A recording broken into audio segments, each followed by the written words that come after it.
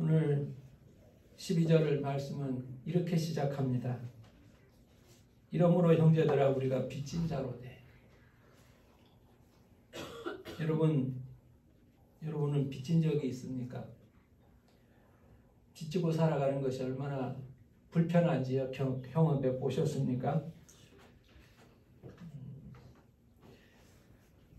빚을 지면 그 빚을 갚기 위해서 행동에 제약이 됩니다.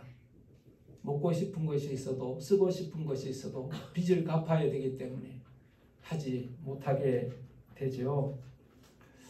영화 같은 데 보면 빚을 갚지 못한 사람들을 향해서 행패를 부리는 내용들이 많이 나옵니다. 이렇게 불량스러운 사람들이 들어와서 빚을 갚아라, 빚을 갚아라, 장기 매매라도 해라, 이렇게 고통을 줍니다. 빚을 갚지 못하면 결국 감옥에 가기도 하더군요. 빚을 진다는 것은 대단히 부담이 되고 두려운 일입니다. 근데 하나님은 저와 여러분을 향해 우리가 빚진 자라고 말하고 있습니다. 아니 무슨 빚을 우리가 졌단 말입니까?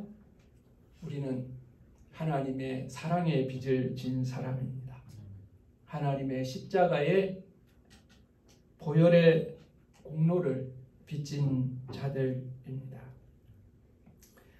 하나님이 풍성하신 은혜, 자격도 없고 갚을 능력도 없는 우리에게 하나님의 큰 사랑을 베풀어 주셨기 때문에 우리는 하나님의 은혜에 빚진 자들인 겁니다. 그 하나님께서 빚진 우리를 향해서 명령하십니다. 육신에게 져서 육신대로 살지 말고, 육신에게 져서 육신에게 살지 말고. 여러분, 주님은 빚진 우리를 향해 명령하십니다. 너희들은 육신에게 져서 육신대로 살지 말라, 이렇게 말합니다. 왜 이렇게 살지 말라고 합니까? 우리를 위해서 그렇습니다. 이렇게 살면 반드시 죽을 것이라고 말합니다. 너희가 육신대로 살면 반드시 죽을 것이라고 말씀하고 있습니다. 여러분, 육신대로 사는 것이 얼마나 무서운 일인지 하나님은 우리에게 말씀하십니다. 육신에게 져서 육신대로 살지 마라. 이렇게 살면, 육신대로 살면 너희들은 반드시 죽는다. 여러분, 죽는다는 말은 함부로 하는 말이 아니죠. 죽는다라고 말할 때 그 죽는다는 말에 책임과 또 권한이 있는 사람이 하는 말이라면 우리는 심각하게 들어야 합니다. 의사가 만약 어떤 사람의 병을 진단할 때 당신 이렇게 살면 죽습니다, 이렇게 말한다면 그건 장난이 아닐 겁니다. 진짜 죽을 거예요.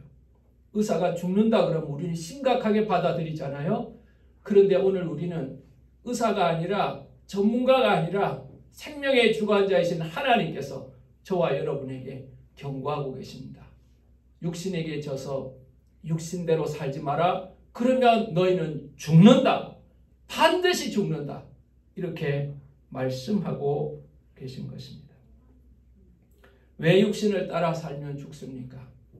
육신을 따라 살면 육신의 본능, 육신의 습관, 육신의 타락된 정욕을 따라서 죄가 옵니다. 육신에 따라 살면 죄가 따라옵니다. 죄가 따라오면 우리가 다시 죄의 종이 되고, 죄의 종이 되면 사망이 따라오게 됩니다. 사망의 판결은 예정이 되게 된 거죠.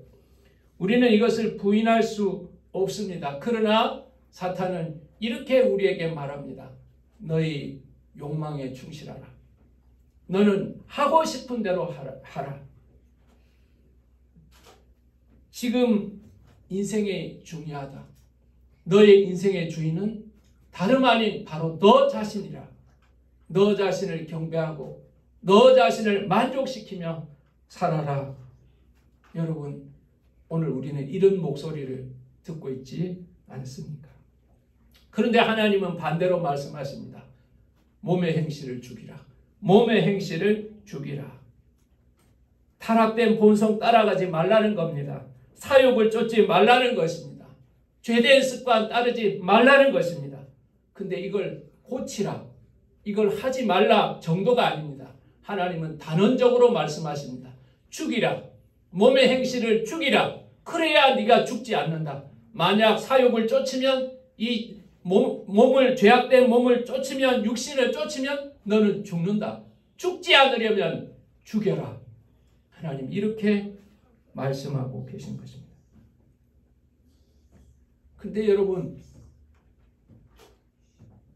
솔직하게 말해서 우리 몸의 행실이 잘 죽나요?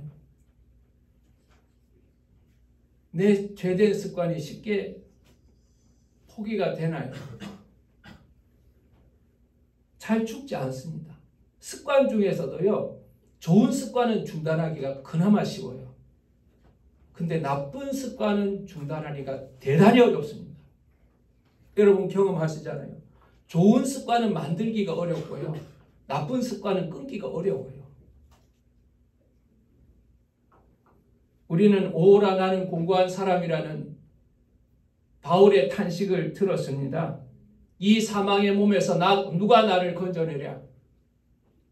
그냥 죄가 전부인 줄 알고 사람처럼 살면, 그냥 본능대로 살면 되는 줄 알았는데, 알고 보니까 그게 죄였고 사망의 길이었고, 하나님의 은혜의 빛이 비춰지니 더러운 것이 다 드러나고, 주님이 우리에게 거룩한 양심을 회복시켜 주시고 주님의 마음을 알게 하시니 괴로워진 거예요.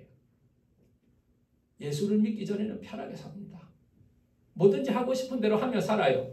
그러나 예수를 잘 믿으려고 하는 순간 세상과 충돌하게 되고 내 정욕과 충돌하게 되고 불편해지기 시작하는 겁니다. 그러한 고민을 공고한 사람이라고 말을 했던 것이죠. 여러분, 죄를 모를 때는 편하게 살았는데 죄를 알고 나니까 더 힘들어지는 거죠. 몸의 행실은 즐겁습니다. 더 매력적입니다.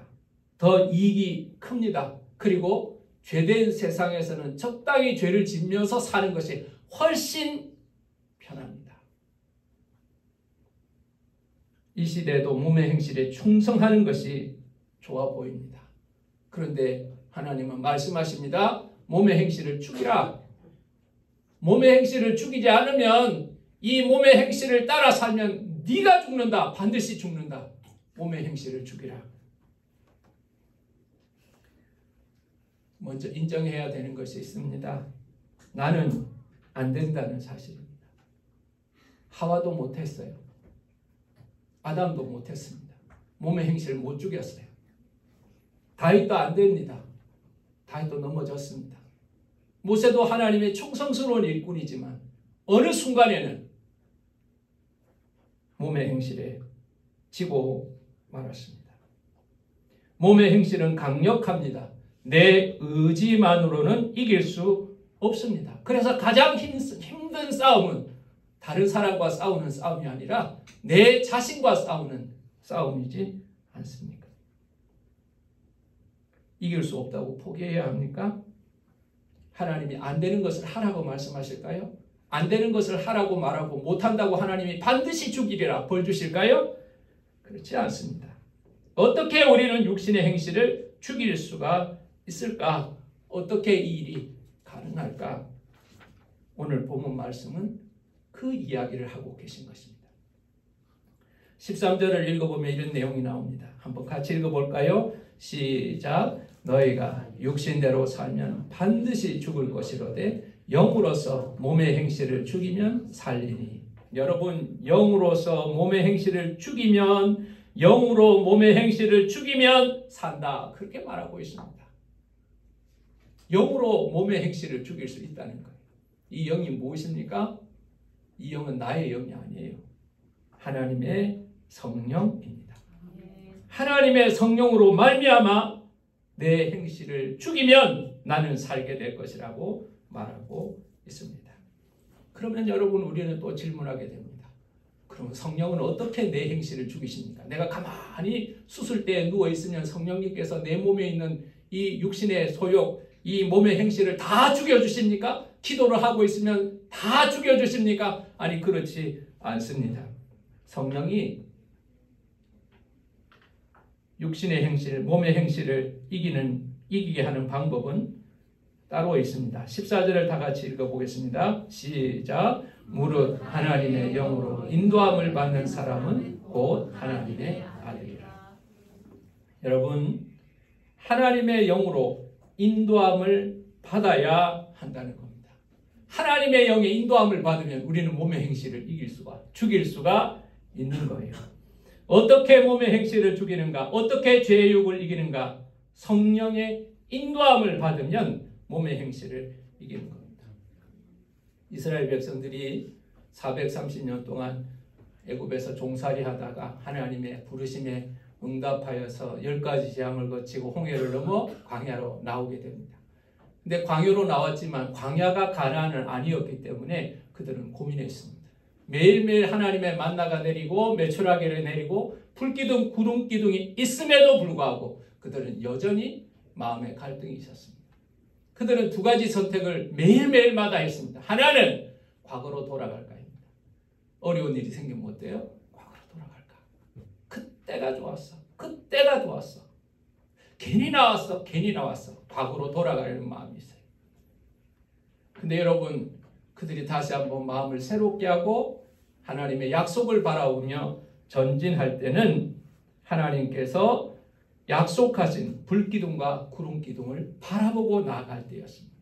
하나님의 불기둥, 구름기둥을 바라보고 나아갈 때 그들은 앞으로 하나님의 뜻에 따라 순종할 수 있었습니다. 여러분, 하나님은 인도하시는 하나님이십니다. 하나님은 인도하시는 하나님이십니다. 광야에서 이스라엘만 인도하시는 것이 아니라 오늘 교회를 인도하고 계시고 저와 여러분의 삶을 인도하고 계신 것입니다. 여러분, 그러므로 우리가 죄에게 육신의 몸의 행실을 이기기 위해서는 하나님의 영으로 인도함을 받아야 하는 것입니다. 14절에 있는 대로 하나님의 영의 인도하심을 받아야 우리는 육신에게 지지 않고 하나님의 거룩한 소욕을 이루며 살아갈 수가 있는 것입니다. 여러분, 죄를 쳐다보고 거기서 발을 떼지 못하고 이러지 말아야 하는데 죄짓지 말아야 하는데 여러분의 인내를 시험하고 여러분의 한계를 시험하는 사람은 어리석은 사람입니다. 등을 돌리십시오. 불기둥 구름기둥이 인도하시는 것처럼 아버지의 성령께서 우리를 인도하고 계십니다. 그래서 성령의 인도하심을 쫓아서 우리가 쫓아갈 때 우리는 육신의 소욕, 몸의 행실을 이길 수가 있다는 사실을 여러분 기억하시길 바랍니다. 두 번째로 성령이 하시는 일이 또 있습니다. 성령이 하시는 또 다른 일은 무엇인가? 자녀임을 확증합니다. 우리가 하나님의 자녀임을 확증할 겁니다. 우리가요, 신앙생활 하다 보면 내가 하나님의 자녀가 맞나? 하나님이 나 사랑하지 않는 거 아닌가? 이렇게 헛갈릴 때가 있습니다. 특별히 우리가 하나님의 뜻대로 살지 못하면 우리가 죄를 짓고 하나님을 부끄럽게 하는 행동을 하고 살면 우리 스스로가 하나님의 자녀됨을 의심합니다. 마치 탕자가 아버지의 유산을 받아가지고 먼 도시로 가서 그거 가지고 다 탕진하고 돼지를 치는 사람이 되었는데 돼지가 먹는 쥐엄 열매도 먹지 못하고 줄이고 있을 때 그는 이런 생각을 하게 됩니다.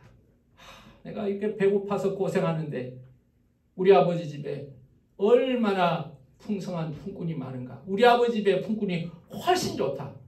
그는 돌아오면서 이렇게 말합니다. 맞아. 내가 아들로 돌아갈 수는 없는 일이다.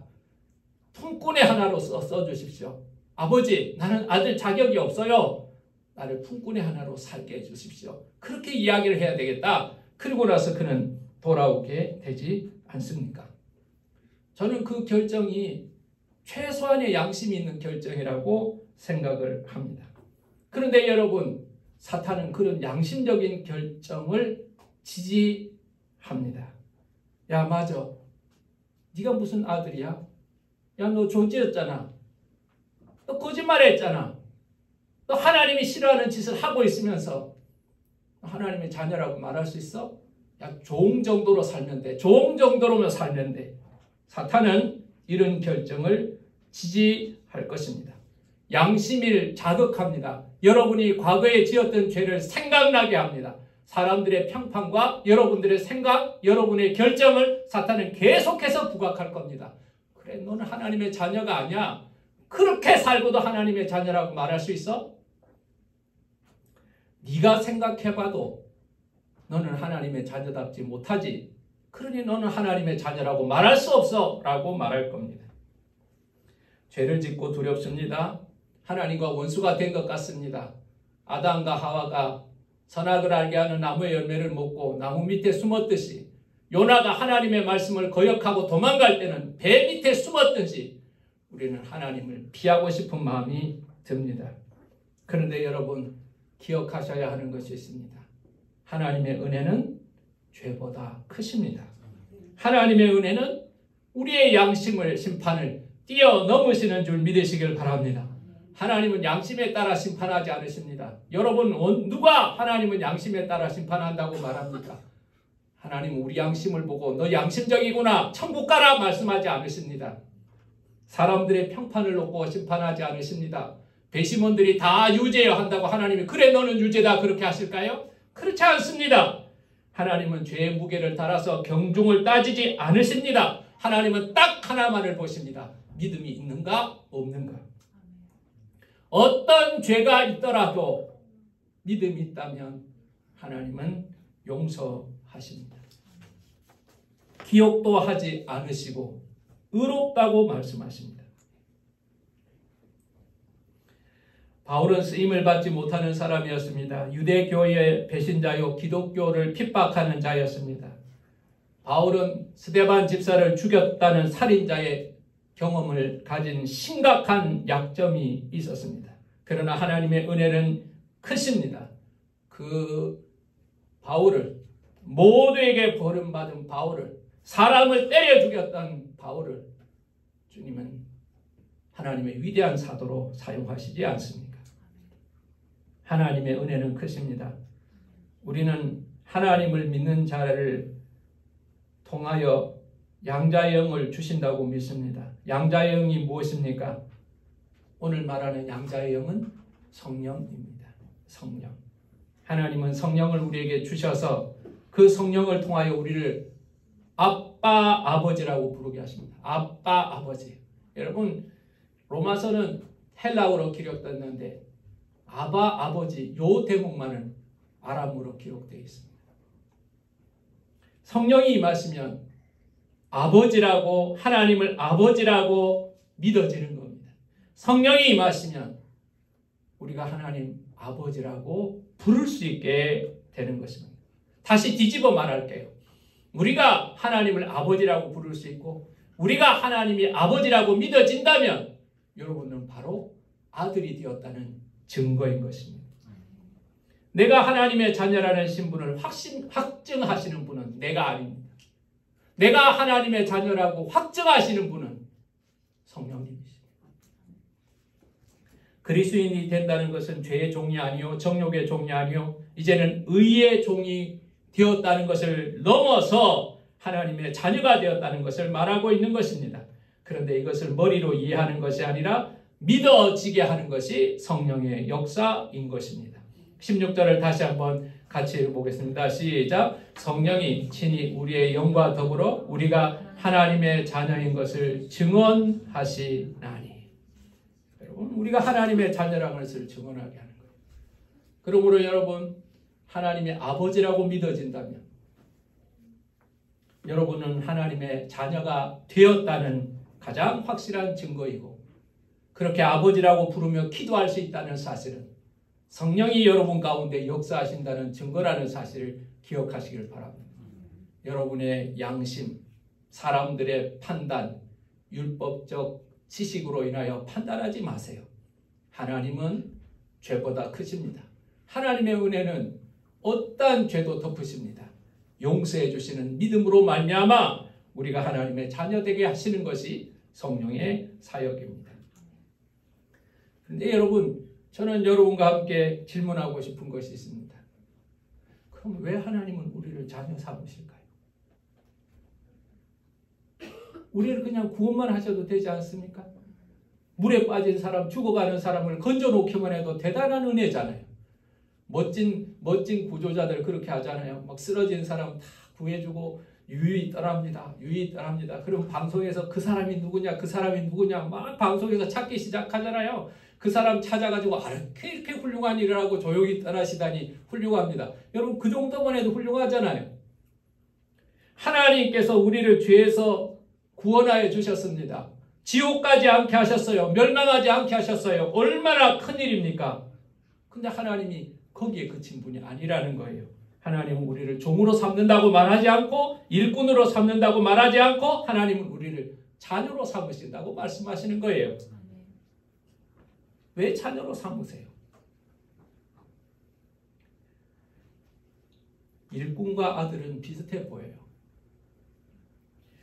보통 대기업 회장님의 아들, 손자들은 다른 회사 다니기도 하지만 아버지의 회사, 할아버지의 회사에 다니더라고요. 최태원 회장의 딸들이 SK 근무하듯이 지금 이재용 회장이 삼성전자 근무했듯이 말입니다. 그 사람은요, 직장에 다닐 때, 사원으로 있을 때 옆에 일하는 사람과 똑같아요. 일도 똑같은 일을 합니다. 밥도 같이 구내식당에서 밥을 먹어요. 월급도 똑같이 받아요. 자, 그런데 결정적인 하나가 있어요. 뭐냐? 어느 순간이 딱 되면 일꾼들은 그냥 일꾼으로 그치는데, 직원은 직원으로 그치는데, 그 회장의 아들, 회장의 손자는요, 상속자로 바뀝니다. 결정적인 차이가 거기에 있는 거죠. 여러분, 하나님께서 우리를 자녀로 삼으신 이유가 있습니다. 자녀로 삼으신 이유는 바로 하나님의 상속자가 되게 하시기 위함인 줄 믿으시길 바랍니다. 17절을 우리 다 같이 읽어보겠습니다. 시작. 자녀이면 또한 상속자 곧 하나님의 상속자요 그리스도와 함께한 상속자니 우리가 그와 함께 영광을 받기 하여 고난도 함께 받아야 할 것입니다. 여러분, 하나님께서 우리를 구원하셔서 그냥 지옥 안 가게 하지 않고 그냥 적당히 먹고 살게 하신 것이 아니라 하나님의 상속자, 하나님의 자녀를 삼으신 이유는 하나님께서 상속하시기 위해서, 우리에게 상속하시기 위해서 우리를 자녀로 삼으셨다는 거예요. 여러분, 상속이라는 것이 대단히 멋진 일입니다. 부잣집의 상속자가 되면 얼마나 멋집니까? 우리가 흔히 말하는 금수저 아니면 다이아몬드 수저가 될 수 있는 거죠. 부러워하잖아요. 상속자가 되면. 근데 여러분, 하나님의 상속자가 된다 그러니 여러분의 부모님들은 금수저가 아니라도 우리가 하나님의 상속자가 된다는 게 얼마나 설레는 일인가. 왜 우리가 하나님의 나라의 상속자로 우리를 자녀 삼으셨다는 말에 감격하지 않느냐? 이유가 있어요. 그는 우리가 하나님의 나라의 풍성함을 알지 못하면 상속받을 것들을 알지 못하기 때문에 우리 가슴이 뛰지 않는 거예요. 여러분, 만약 우리 부모님이 나중에 한 1,000억 정도 상속할 거다. 그럼 벌써부터 뭐 이것 가지고 뭘 하지, 이것 가지고 뭘 하지 그렇게 살아갈지도 모르겠어요. 하나님의 나라의 상속자가 된다. 오늘 본문은 하나님의 나라의 상속자가 뭘 물려받는지를 정확하게 말하고 있습니다. 오늘 본문 말씀은 하나님께서 우리에게 주시는 상속의 내용을 표현하고 있는데 17절을 다시 정확하게 가운데까지만 읽겠습니다. 상반절만 읽겠습니다. 시작. 자녀이면 또한 상속자 곧 하나님의 상속자요 그리스도와 함께한 상속자니. 여러분, 상속받을 내용이 여기 있는 거예요. 그리스도와 함께하는 상속자라는 겁니다. 그리스도와 함께하는 상속자. 이 말을 더 정확하게 표현할게요. 그리스도와 함께 상속받을 사람입니다. 더 쉽게 표현할까요? 그리스도와 동일한 유산을 상속받을 사람입니다. 여러분 예수 그리스도께서 상속받을 유산이 얼마나 대단한지 아시나요? 예수 그리스도께서 상속받을 유산은요, 하나님의 영광입니다. 사실 인간의 몸을 입으신 예수 그리스도도 대단하셨어요. 그의 영광은 대단했습니다. 병을 고치는 능력, 죽은 자를 살리는 능력, 막 떡을 만들기도 하고 바다 위를 걸어오시기도 하고 얼마나 멋진 능력이 있었어요. 그 영광이 있었죠. 그러나 그 영광은 맛배기였어요. 예수 그리스도의 영광은 어떤 분이십니까? 예수 그리스도는 왕이신 하나님이십니다. 그분은 통치하시는 분으로 영광을 회복하실 것입니다. 어디까지 올라가십니까? 하나님의 보좌 우편까지 올라가십니다. 하나님의 보좌가 있는 그 바로 오른쪽에 예수 그리스도의 영광이 있다는 사실을 여러분 기억하시길 바랍니다. 우리가 예수를 믿고 이게 우리가 예수 믿고 하나님 자녀 돼가지고 나중에 천국 가가지고 천국 귀퉁이에 있는 맨션 아주 훌륭한 집에 살고 거기서 이제 뭐 12계절 바뀌는 열매를 먹고 생명수 강가에서 이렇게 산다. 여러분 이렇게 생각하는 것으로 그쳐서는 안 됩니다. 우리에게 약속된 천국은 그 아들 삼으신 자들의 천국은 예수 그리스도와 함께 통치하는 것입니다. 아들과 함께 영광을 누릴 것입니다. 지금은 우리가 영광을 돌리고 있습니다. 그러나 그때는 그 아들의 영광을 회복한 그때는 피조물들이 그 아들에게 영광을 돌리게 될 것입니다. 여러분 이 영광이 중요한 이유는요, 이것이 개인의 소망에 그치는 것이 아니기 때문에 그렇습니다. 19절 말씀을 읽겠습니다. 19절 말씀을 다 같이 봉독하겠습니다. 시작. 피조물이 고대하는 바는 하나님의 아들들이 나타나는 것이니. 여러분 이 말씀을 읽으면서 약간 이상하지 않습니까? 하나님의 아들이 나타나는 게 아니고요, 하나님의 아들들이 나타난다고 말하고 있습니다. 여러분 하나님의 아들들이 나타난다고 말하고 있습니다. 아들들이 나타나는 것이 무엇입니까? 아들의 영을 받은 사람들입니다. 하나님의 양자의 영을 받은 사람입니다. 하나님을 믿음으로 말미암아 예수 그리스도의 영을 받아서 그 자녀됨을 확증한 사람들입니다. 그 사람들이 하나님의 아들들이 되는 것입니다. 예수 믿고 구원받았다는 것은 바로 하나님의 아들들의 영광으로 나아가는 것입니다. 그러면 왜 피조물들이 이 아들들이 나타나기를 기다리고 있는가?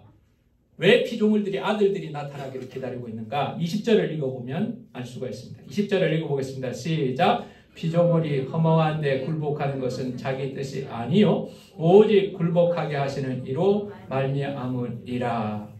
그리고 21절까지 읽겠습니다. 시작. 그 바라는 것은 피조물도 썩어짐의 종로로 탄 데서 해방되어 하나님의 자녀들의 영광의 자유에 이르는 것이니라. 그렇게 말했습니다. 여러분 이 피조물도요 허무한데 굴복했다고 말하고 있습니다. 허무한데 굴복한 것은 자기 뜻이 아니요, 이 생태계가 이 자연이 피조물이 허무한데 굴복하게 되었다라고 평가합니다. 이 피조물을 또한 썩어짐의 종로로 탄다라고 표현하고 있습니다. 왜 그렇습니까?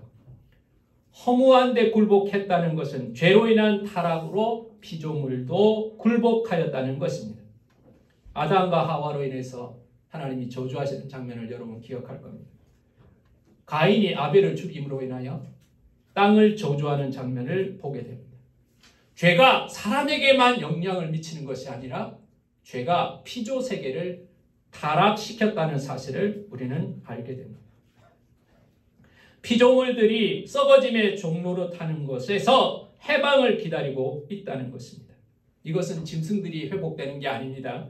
땅이 환경오염에서 개선되는 정도가 아닙니다. 새들이 살아나는 정도가 아닙니다. 모든 피조 세계가 회복되는 것입니다. 예수 그리스도께서 오실 때 그 아들의 영을 받은 하나님의 아들들이 그 자유함을 회복할 때, 그 영광을 회복할 때 그 피조물도 허무한 데 굴복하고 있고 썩어짐에 있던 그 피조물들도 아들의 자유함에 동참하게 될 것이라는 것입니다. 이걸 요한계시록은 뭐라고 말하는가? 새 하늘과 새 땅이라고 표현하고 있는 것입니다. 22절을 다 같이 읽어보겠습니다. 시작. 피조물이 다 이제까지 함께 탄식하며 함께 고통을 겪고 있는 것을 우리가 아느니라. 그뿐 아니라 우리가 또한 우리 곧 성령의 처음 익은 열매를 받은 우리까지도 속으로 탄식하여 양자될 것 곧 우리 몸의 속량을 기다리느니라. 자, 여러분, 우리도 하나님의 자녀가 이미 되었습니다. 그러나 아직까지 아들의 영광을 회복하지는 못했습니다. 그 아들의 영광의 회복은 예수 그리스도의 오심으로 우리의 아들의 영광도 회복될 것입니다. 영광의 주님이 다시 오실 때 우리는 그 아들의 영광에 동참하게 될 것이고, 그 영광의 아들의 영광에 동참할 때 이 피조물, 썩어짐에 눌려 있는 이 피조물들이, 허무한 데 굴복한 피조물들이 그 아들의 영광에 동참하게 될 것이라는 겁니다. 우리가 구원을 받는 것은 지옥 안 가고 천국 가는 것으로 그친 개인적 차원의 신앙에 그쳐서는 안 된다는 겁니다. 하나님의 자녀의 영광을 회복하는 것이 구원인 거예요. 그리고 자녀의 영광이 회복됨으로 인하여 피조물도 썩어짐에서 해방되는 것이죠. 우리의 구원의 최종적 목적은 개인 구원으로 출발했지만 우주와 역사를 회복하시는 하나님의 영광스러운 재창조로 나아가는 것입니다. 아들의 영광을 누리는 것이 우리의 구원의 최종 목표인 것입니다.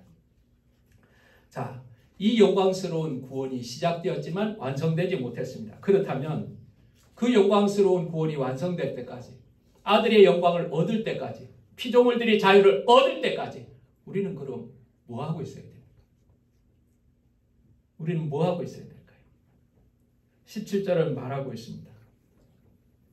자, 그때까지 해야 될 것이 오늘 본문은 두 가지를 이야기하고 있습니다. 17절을 먼저 읽어보겠습니다. 다시 한번 읽어볼게요. 하반절부터요. 우리가부터 읽겠습니다. 시작. 우리가 그와 함께 영광을 받기 위하여 고난도 함께 받아야 할 것입니다. 자, 우리가 상속자가 되었어요. 상속자가 되어서 상속하게 될 텐데, 예수 그리스도께서 상속자이신 예수 그리스도께서 고난을 당하셨어요. 그러니 예수 그리스도와 함께 상속을 받을 우리도 고난받는 것을 두려워하지 말라는 거예요. 여러분, 고난을 받을 것이라고 말씀하셨어요. 그런데 이 고난에 대해서 잘 읽어보세요. 17절은 이렇게 말합니다. 그와 함께 영광을 받기 위하여 고난을 받는다고 그랬어요. 고난을 그냥 받는 게 아니고요, 영광을 받기 위하여 고난을 받는다고 말하고 있는 겁니다. 우리가 생각할 때 고난 없는 영광을 바라고 살아가지 않습니까? 어려움 없는 신앙이 참 좋은 신앙이라고 말하지 않습니까? 그러나 오늘 본문 말씀은 이 영광이 영광을 받기 위한 고난이 있다고 말씀하고 있는 겁니다. 예수를 믿으면 좋은 것도 있고 나쁜 것도 있다, 이런 것이 아니라 영광으로 나아가는 고난이 있다는 겁니다. 더 쉽게 표현하면 영광이라는 방에 들어가기 위해서 고난이라는 문을 통과하는 것입니다. 고난이 종착점 아닙니다. 여러분, 신앙생활 하다가 우리가 고난을 당할 때가 있다면, 전 세계 크리스찬들 가운데 고난당하는 크리스찬들이 있다면 그들이 뭔가 잘못해서 고난당하는 게 아닙니다. 그들은 지금 영광의 문을 열고 있는 겁니다. 그 고난의 문고리를 잡고 그 문을 열므로 하나님의 영광으로 들어가게 될 것입니다. 고난은 통과하는 문입니다. 고난이 길다면 터널이 길 뿐입니다.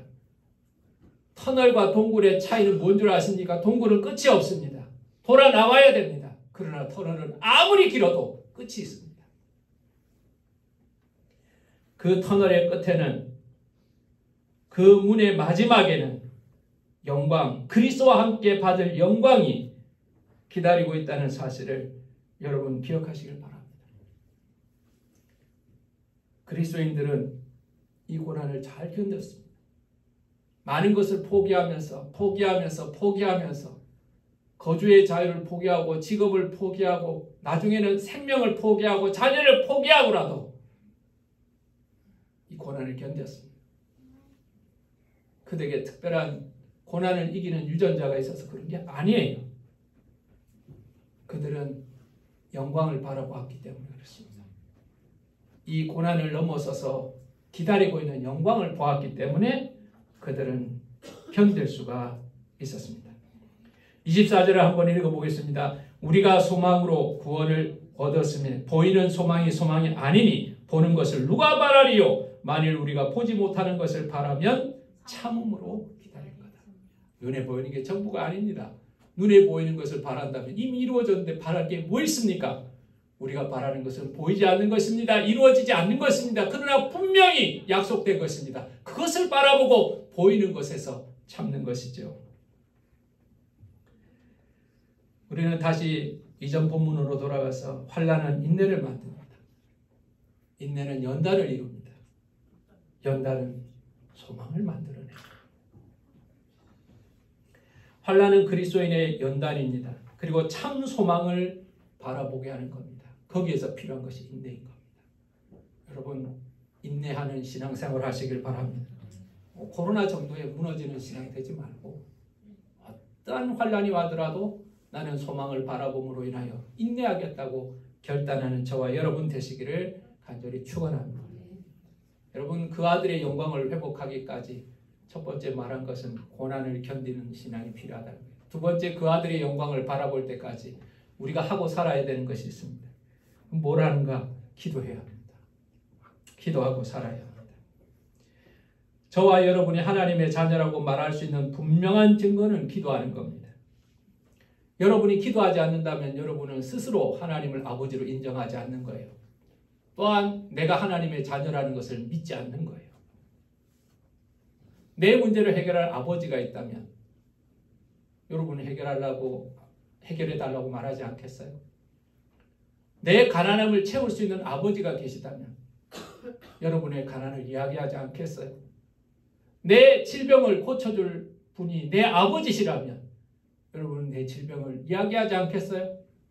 말할 필요도 없는 이야기죠. 그러나 여러분들이 만약 하나님께 기도하지 않고 있다면 여러분은 둘 중에 하나가 문제가 된 거예요. 하나님이 아버지가 아니라고 생각하거나 아니면 우리 하나님에 대한 능력을 의심하거나.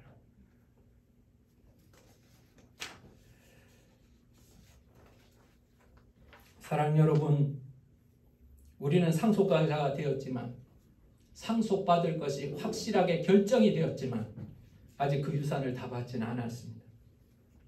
그 가운데 우리는 연단을 받기도 하고 적들의 공격을 받기도 하고 어려움을 겪고 있기 때문에 인내해야 합니다. 그런데 우리의 인내로는 부족합니다. 여기에 필요한 것이 기도인 겁니다. 그런데 그 기도조차도 우리의 기도가 부족할 때가 있습니다. 여러분 힘이 들면 기도하지 않습니다. 너무 힘들면 기도가 안 됩니다. 여러분 요즘 금식해 보셨습니까? 금식 기도하면 기도가 잘 될 줄 알죠? 아니요, 기도 안 됩니다. 뭐 한 끼 금식 이거는 좀 그럴 수 있어요. 그러나 뭐 디리다 굶으면서 응답하실 때까지 주십시오 뭐 이렇게 하다가 진짜 죽어버립니다. 죽어버리는 사람 얼마 전에 나왔더라고요. 뉴스에 나왔더라고요. 제가 요즘은 잘 하질 않지만 젊을 때 기도하는 경험을 감안해 보면 기도를 하려고 금식을 하는데 금식을 하다 보면 음식 생각이 왜 그렇게 많이 나오는지 기도원 2kg밖에 된장찌개 끓이는 냄새까지 다 나는 게 뭐 힘이 없어요. 힘이 없으니까 기도를 잘 못합니다. 그러나 영적으로는 아주 민감해집니다. 말씀이 의미 있게 마음에 박히고요. 그리고 영이 맑아지고 생각이 맑아지고 많은 것들을 하나님이 깨닫게 해주시는 유익은 있습니다. 그러나 중요한 것은 기도는 이렇게 잘 되지는 않습니다. 예수님께서 40일 금식하시는 위에 천사들이 수종을 들었잖아요. 도움이 필요하다는 말이죠. 26절을 보겠습니다. 우리가 기도할 때 도움이 필요하다는 말입니다. 26절을 다 같이 읽겠습니다. 시작. 이와 같이 성령도 우리의 연약함을 도우시나니 우리는 마땅히 기도할 바를 알지 못하나 오직 성령이 말할 수 없는 탄식으로 우리를 위하여 친히 간구하시느니라. 여러분, 우리가 기도해야 되는데 우리 아버지께 구해야 되는데 어떨 때는 우리가 힘이 약해서 기도하지 못하고 어떨 때는 빌 바를 알지를 못합니다. 뭘 기도해야 될지를 모릅니다. 뭘 기도해야 될지를 모릅니다. 그리고 엉뚱한 기도를 계속하고 있습니다. 우리의 약함과 미련함입니다. 그때 성령님이 우리를 도우십니다. 여러분 놀라운 사실이 있습니다. 그 성령님이 우리 안에 계시다는 사실을 여러분 믿으시길 바랍니다. 아니 그 믿는 사실을 넘어서 경험할 수 있기를 간절히 원합니다. 이스라엘 백성들이 성막을 만들어 놓고 광야에서 하나님이 어디 계신가 의심이 될 때 그 성막에 하나님의 영광이 임재한 걸 보면 아 하나님이 저 성막에 계시는구나. 하나님이 저 성막에 계시는구나. 우리가 살고 있는 이 마을에 살고 계시는구나. 그들은 그렇게 봤습니다. 근데 여러분과 저는 더 큰 영광을 누리는 겁니다. 저 성막에 계시는구나. 예배당에 계시는구나. 맞아요. 맞아요. 근데 그것을 뛰어넘어서 성령께서 내 안에 거하시며 나를 위하여 기도하고 계신다는 겁니다. 근데 그냥 기도하시는 게 아니에요. 말할 수 없는 탄식으로 우리를 위하여 친히 간구하신다는 거예요. 말할 수 없는 탄식으로 간구하고 계신다는 거예요. 안타까우면 탄식이 나오잖아요. 너 왜 그렇게 하니? 너 왜 그렇게 하니? 탄식이 나오잖아요. 얼마나 아프니 탄식이 나오잖아요. 내가 공부할 때, 내가 차마 기도하지도 못할 때, 고통 가운데 고난당할 때 성령께서 우리 안에 계시면서 말할 수 없는 탄식으로 간구하고 계시다는 사실을 여러분 기억하시기를 간절히 원합니다.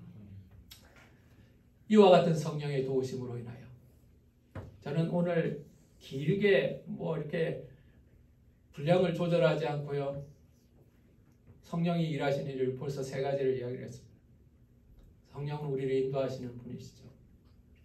두 번째, 성령은 우리가 아들됨을 확증하시는 분이에요. 아들됨을 믿게 하시는 분이에요. 세 번째는 성령은 우리 안에서 말할 수 없는 탄식으로 간구하시는 분이에요. 성령은 이렇게 우리 안에 도우세요. 자, 이 성령의 도우심으로 말미암아 우리가 어떤 일들이 일어날 수 있는가? 28절 말씀, 이런 일이 일어나게 될 것입니다. 28절을 다시 한번 다 같이 읽겠습니다. 시작. 우리가 알거니와 하나님을 사랑하는 자 곧 그의 뜻대로 부르심을 입은 자들에게는 모든 것이 합력하여 선을 이루느니라. 모든 것이 합력하여 선을 이루느니라. 좋은 것만 선이 되는 게 아니에요. 악한 것이 선이 되는 게 아니에요. 모든 것을 다 합하여서 모든 상황들이, 모든 사건들이 하나님은 하나님의 아름다운 선으로, 좋은 것으로, 하나님 기뻐하시는 것으로 만들어 주신다는 거예요. 성령의 도우심 가운데, 성령의 은혜 가운데. 오늘 바울은 이렇게 결론을 내리고 있습니다. 30절 말씀은 하나님이 우리를 구원하시는 과정을 잘 설명하고 있습니다. 우리가 지금 경험하고 있는 것을 뛰어넘어서 경험할 것을 설명하고 있습니다. 우리가 살아가는 인생이 앞으로 어떻게 될 것인가에 대해서 영적 순례의 길을 정확하게 묘사하고 있습니다. 다시 한번 30절을 읽고 말씀을 마치려고 합니다. 다 같이 시작. 또 미리 정하신 그들을 또한 부르시고 부르신 그들을 또한 의롭다 하시고 의롭다 하신 그들을 또한 영화롭게 하셨느니라. 자, 지금은 우리가 어디까지 왔습니까? 주님의 부르심을 경험한 사람. 여기는 다 부름을 받은 사람이요. 두 번째는 의롭게 하셨어요. 죄 사하여 주시고 우리를 구원하여 주셨어요. 우리한테 남아있는 게 뭐예요? 영화롭게 하신 것. 우리가 지금 영화롭게 되었지만 그 아들의 영광을 회복할 것에는 아직 이루지 못하고 있죠. 우리는 지금 이 시간을 향해서 가고 있는 거예요. 이 시간 속에서 고난도 있을 것이고 이 시간 속에서 유혹도 있을 것이고 이 시간 속에서 우리의 잘못된 선택도 있을 것이지만 그때마다 함께 하시는 성령님의 도우심, 우리를 인도하시는 성령님, 아들의 자격을 확증하게 하시고 기도하게 하시는 성령님, 우리가 기도를 잘 못할 때 말할 수 없는 탄식으로 우리 안에서 간구하신 성령님으로 인하여 이 영광을 회복하고 모든 것이 합력하여 선을 이루는 아름다운 승리의 신앙생활 하시기를 예수 이름으로 축원합니다. 기도하겠습니다. 아버지 하나님, 우리가 빚진 자입니다. 빚진 자는 참 비참합니다. 언제 빚쟁이가 찾아올까? 언제 빚을 갚아야 될까? 먹고 싶은 것이 있어도 쓰고 싶은 것이 있어도 빚을 갚느라고 아무것도 할 수가 없습니다. 근데 우리는 죄의 빚을 진 것이 아니고 사람에게 빚을 진 것이 아니고 하나님 안에 사랑의 빚을 진 자입니다. 그리고 그 빚진 자를 하나님은 너무나 사랑하셔서 우리의 연약함을 도우십니다. 몸의 행실을 따라 살지 말아라. 빚진 자들아, 사랑의 빚진 자들아, 몸의 행실 따라 살아가지 말아라. 몸의 행실을 따르면 반드시 죽는다. 하나님의 영으로 인도함을 받으라 말씀하십니다. 하나님의 자녀로 기도하며 살아라 말씀하십니다. 우리가 빌 바를 알지 못할 때는 우리 안에 계신 성령께서 말할 수 없는 탄식으로 간구하고 계십니다. 그로 말미암아 우리는 합력하여 선을 이루는 놀라운 믿음의 경험을 할 수가 있고, 그로 말미암아 부르시고 거룩하게 하시고 영광스럽게 하시는 하나님의 자녀된 영광을 회복하게 될 것입니다.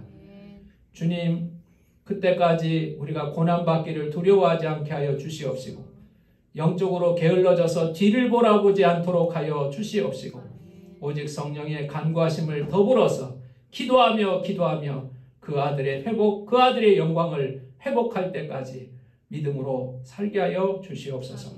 예수님의 이름으로 기도하였습니다.